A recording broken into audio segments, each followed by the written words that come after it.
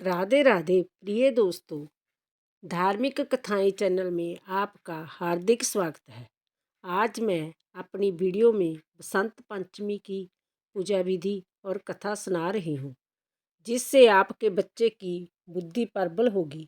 आपके घर में धन संपत्ति के भंडार भर जाएंगे। प्यारे दोस्तों, यदि आपने धार्मिक कथाएं चैनल लाइक और सब्सक्राइब नहीं किया तो ज़रूर करें। बेल आइकन दबाना ना भूलें जो आने वाली सभी वीडियोज की जानकारी आपको सबसे पहले हो सके। दोस्तों, बसंत पंचमी जो कि माघ मास में शुक्ल पक्ष की पंचमी के दिन मनाई जाती है।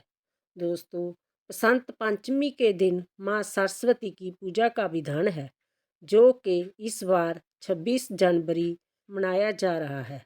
दोस्तों, बसंत पंचमी पर ज्ञान बुद्धि विवेक की देवी सरस्वती की पूजा का दिन माना जाता है। शास्त्रों में भी बताया गया है कि माघ मास के शुक्ल पक्ष की पंचमी के दिन माँ सरस्वती का प्रांत्य दिवस है और पूरे ब्रह्मांड को धन का उपहार मिला था। इस दिन को बसंत पंचमी के उत्सव के तौर पर मनाया जाता है। इस दिन माँ सरस्वती की पूजा में कुछ खास उपाय करने से बच्चे को बुद्धि और घर में सुख समृद्धि आती है। बसंत पंचमी के दिन माँ सरस्वती को मालपुए और खीर में केसर मिलाकर भोग लगाए। कहा जाता है कि माँ सरस्वती को बूंदी बहुत प्रिय है, इसलिए पूजा पाठ के बाद माँ सरस्वती को बूंदी का भोग भी लगा सकते हैं।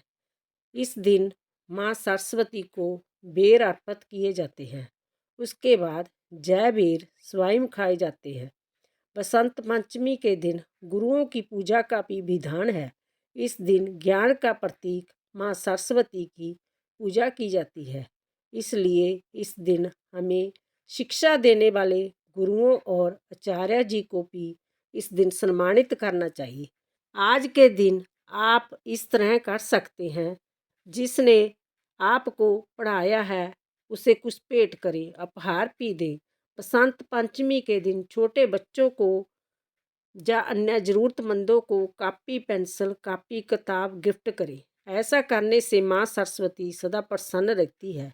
दोस्तों, बसंत पंचमी के दिन ज्ञान और विषय में वृद्धि करने के लिए जो विषय आपको सबसे कठिन लगे उसे मनन करके ध्यान से पढ़ें। आपकी रुचि विषय में बढ़ेगी और विषय भी कठिन नहीं लगेगा। दोस्तों, बसंत पंचमी के दिन भगवान श्री कृष्ण और राधा रानी की भी पूजा करनी चाहिए। ऐसा कहा जाता है कि बसंत पंचमी के दिन ही भगवान ने होली पर्व की शुरुआत करी थी। इनकी पूजा से रति कामदेव भी प्रसन्न होते हैं। गृहस्थी में प्रसन्नता बनी रहती है। जिस दंपति जीवन में पति पत्नी में झगड़ा रहता है, ऐसे में रति और कामदेव की भी पूजा करनी चाहिए। ऐसे में दंपति जीवन में सुख अवश्य प्राप्त होता है। जो लोग कला और संगीत में रुचि रखते हैं, बसंत पंचमी के दिन अपनी कला का अभ्यास जरूर करना चाहिए। बसंत पंचमी के दिन माँ सरस्वती को प्रसन्न करने के लिए सरस्वती माता के मंत्र का जाप करना चाहिए। जय मंत्र कम से कम 108 बार जरूर करें।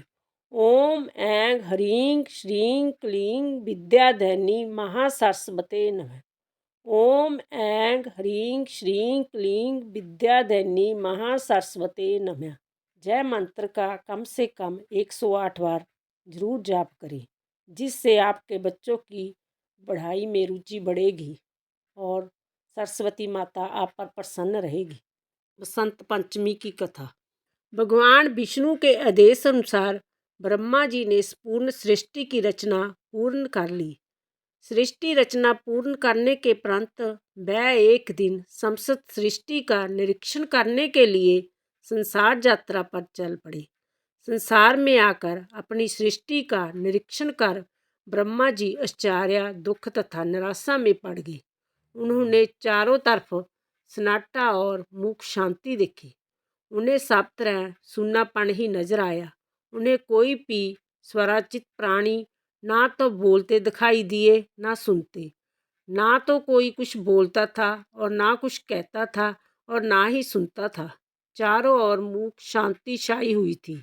अपनी सृष्टि की जय दशा देखकर ब्रह्मा जी गंभीर सोच विचार में विमूढ़ से हो गए। दोस्तों, इस पर ब्रह्मा जी ने अपने कमंडल से जल लेकर छिड़का। उनके कमंडल के जल के प्रभाव से वृक्षों से एक ज्योतिषमयी तेजस्विनी देवी प्रकट हुई।